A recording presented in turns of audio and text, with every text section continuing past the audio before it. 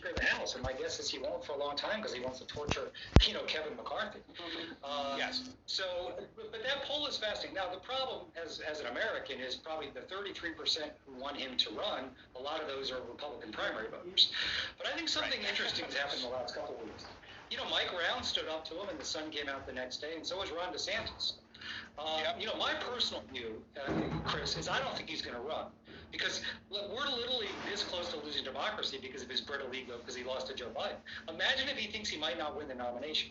And I think the interesting thing is, I think you may see more Republicans. And listen, for anybody thinking about running for president in 24, for most of them, this is your one shot. This is it. So I think you're going to see more people take shots at this guy. A lot of that probably happens towards the end of 22 or 23. But yeah, I think at the end of the day, we're going to see who comes out of these primaries. And if a lot of them are like Glenn Youngkin, whatever his positions are, the TV ads he ran were basically on Mitt Romney 2.0. And I think voters kind of want to reward Republicans who don't all throw in with the Trump charade.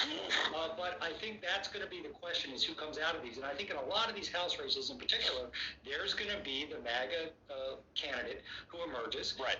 And I think you can have an ability to tie some of this to them.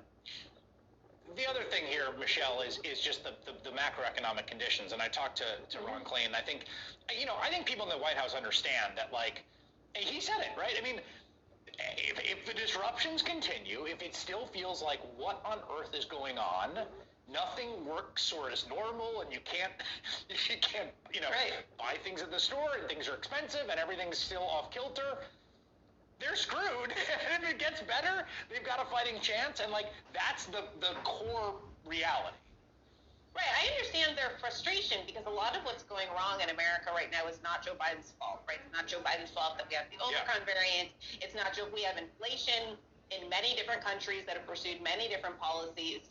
But ultimately, American life right now is extremely dystopian, and people thought that the Biden era was going to be an exit from dystopia. Yeah, and I think that's the big question is can things get better and David, the sort of bull case is if inflation comes down, if Omicron is the last big wave, although God knows, and you're in a position where that promise of exit from dystopia, that you can run on that record in the midterms, that gives you a fighting chance, right? Well, and then to turn it not into a referendum on Joe Biden and the Democrats, but a choice. And I think you can make a powerful contrast there. But yeah, that's the big thing. There is no message event of the week, no talking point, no ad. Yeah. That's going to clear the clouds of the pandemic. Right. So until that happens, they're going to be stuck in political purgatory.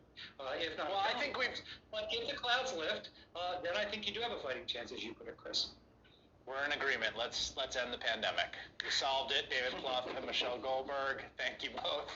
That is all in on this Thursday night. The Rachel Maddow Show starts right now. Good evening, Rachel. Good evening, Chris. Thanks, my friend. Much appreciated. And thanks to at home for joining us this hour. Wow, what a day this has been. This has been a day where mysteries were solved, things were revealed, stuff we suspected turned out to be true. Turns out it was Rudy. Here's the front page at CNN.com right now. Giuliani led fake electors plot. Here's the Washington Post's version of that same front page story today. As Giuliani coordinated plan for Trump electoral votes in states Biden won. It was Mr. Giuliani, apparently. You find a little thread of a story, you tug and you tug and you tug some more, and then one day you're like, one more tug on the same thread, and the whole sweater comes apart. Today was the day the whole sweater came apart, and now we're all sitting here in a pile of yarn going, oh, that's what it's made of. Here's how CNN put it in their story on this tonight. Quote, Trump campaign officials led by Rudy Giuliani oversaw efforts in December 2020 to put forward illegitimate electors from states that Trump lost, according to 3 sources with direct knowledge of the scheme. Members of former President Donald Trump's campaign team were far more involved than previously known in the plan, a core tenet of the broader plot to overturn President Biden's victory when Congress counted the electoral votes on January 6th. Giuliani and his allies coordinated the nuts and bolts of the process on a state-by-state level. The Trump campaign lined up supporters to fill elector slots. They secured meeting rooms in state houses for the fake electors to meet on December 14th, 2020. They circulated drafts of fake certificates that were ultimately sent to the National Archives. Behind the scenes, Giuliani and Trump campaign officials actively choreographed the process. The Washington Post, in their piece on this today, also has this important new piece of news. Quote, Vice President Pence's chief of staff, Mark Short, tells the Post that Rudy Giuliani and his associates forwarded to Pence's office letters arguing the Trump electors should be recognized in these states that Biden had in fact won. Mr. Short and Pence's legal team reviewed the unsolicited letters, but were not persuaded there was any legal basis to accept Trump electors who had not been certified by their states. So, Rudy Giuliani and associates directly conveyed to Vice President Pence and his staff that Pence should count the fake ones, should open the forged fake elector counts and count those instead of the real ones when it came time to tally up the Electoral College results on January 6th.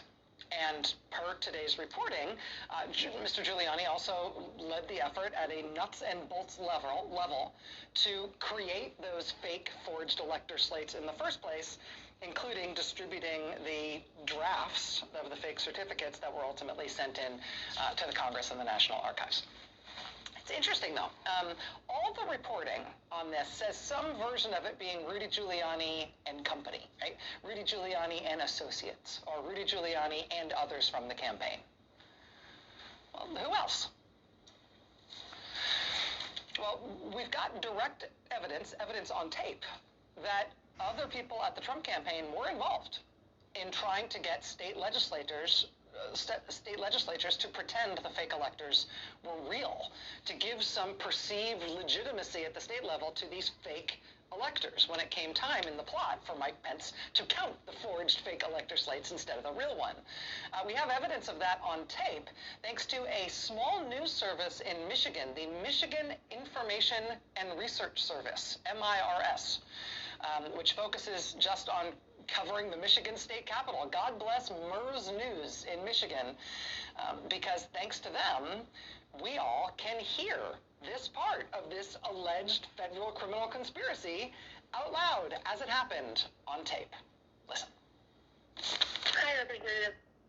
My name is Angela McCallum. I'm calling from Trump campaign headquarters in Washington, D.C. I know you're very busy, but I did want to personally reach out to you on behalf of the President, as you've got an opportunity to be a crucial part of his reelection. We just wanted to make sure you knew how you could be helpful in ensuring that every American is represented and can rest assured that their vote will be fairly and correctly counted in this election. The United States Constitution provides that the state legislators retain sole authority to designate the presidential electors. You do have the power to reclaim your authority and send a slate of electors that will support President Trump and Vice President Pence. This is an effort that's happening in other states as well, such as Pennsylvania, Arizona, Georgia. There are state legislators across the country who are standing with the president to stop this voter fraud from happening under their watch. We want to know